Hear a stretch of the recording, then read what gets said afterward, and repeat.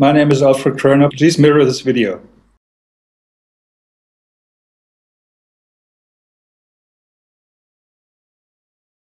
Thinking of many of these questions and thinking where Muhammad came from, he was after all a Bedouin.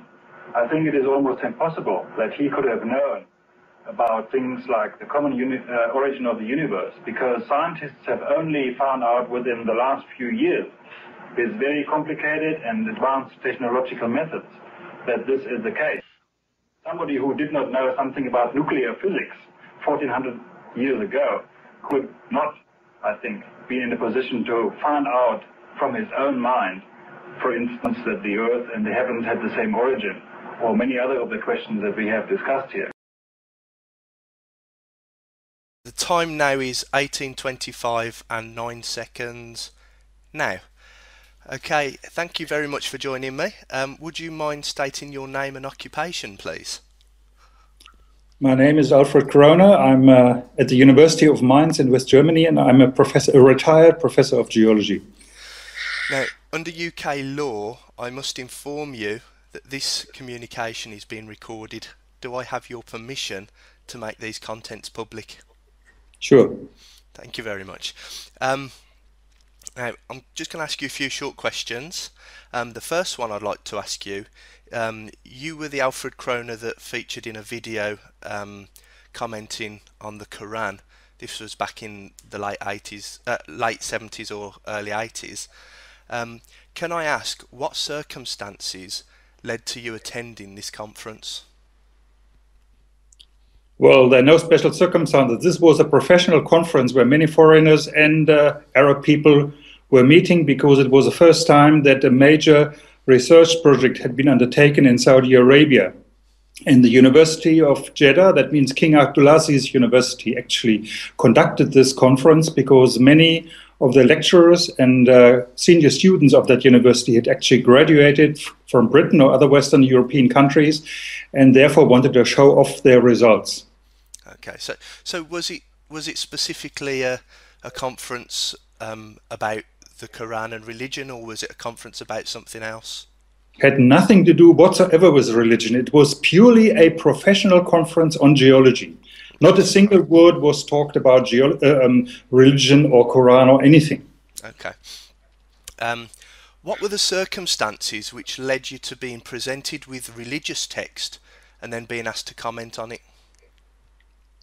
Well, during the conference, there was an interview in Saudi TV organized by the then vice president of that particular university.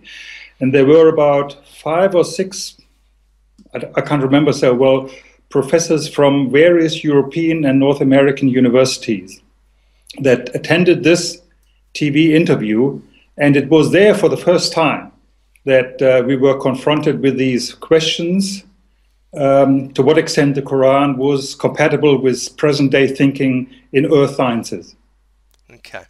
Your comments were later used to suggest that you thought the Quran contained information which could not have been known by humans at the time without divine revelation. Do you think that this accurately reflects your opinion at the time? Well, that was not at all the purpose and the discussion that we had. The discussion was they were reading us certain verses from the Quran, and then they would say, is this compatible with present-day scientific knowledge?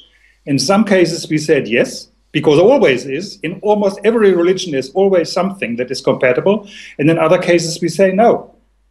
So there was never the question whether there was any divine circumstances or anything in this interview. Did you ever try to have these videos removed from the web?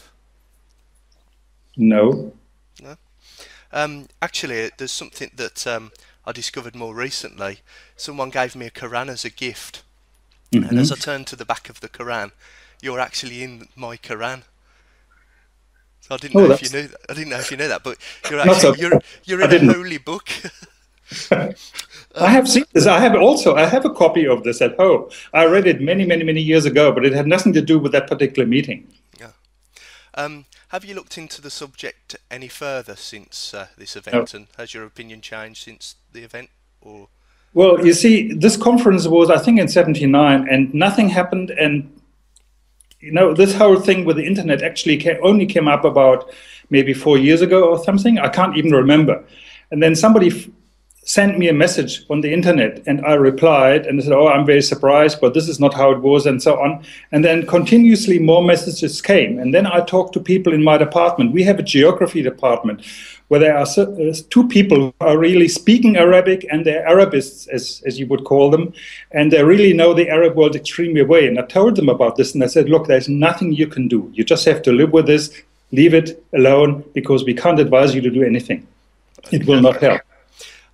Finally, may I ask, did you become a Muslim as a result of this event? No, I've never been a Muslim before. I've never been a Muslim afterwards. Okay. And finally, to wrap up, could you confirm, are the opinions that you've stated in this video interview your own? This one that we are talking about right now? That we're having right at this moment. Sure, this is my own opinion. Okay. And have I offered you any reward for this, financial or otherwise? No, not yet. I won't be offering you anything either. Okay, well, thank you very much, Alfred, for agreeing to do this interview. And I'll try to make sure that as many people mirror this video as possible. Sure. The time now is 18:30 and 39 seconds now.